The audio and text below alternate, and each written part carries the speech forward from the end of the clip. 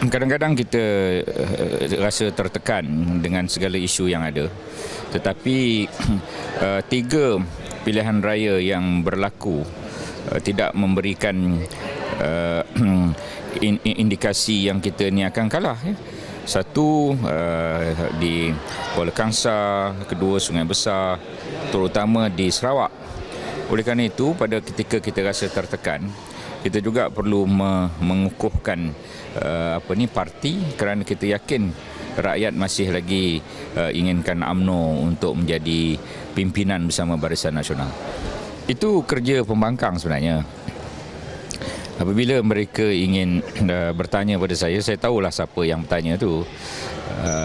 Dan dia bertanya soalan yang sepatutnya saya tidak menjawab, kerana minyak masak KPDNKK, minyak petrol MOF, Kementerian Keuangan.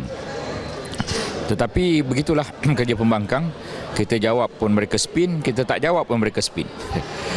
Saya harap mereka ni berhentikan kaedah-kaedah yang seumpama ini, kerana akhirnya saya sebenarnya lebih popular dengan apa yang mereka lakukan itu, dan ada sebahagiannya rasa simpati pula terhadap saya, terhadap apa yang mereka lakukan itu.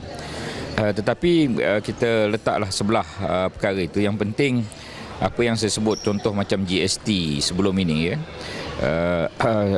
teori dan faktanya benar.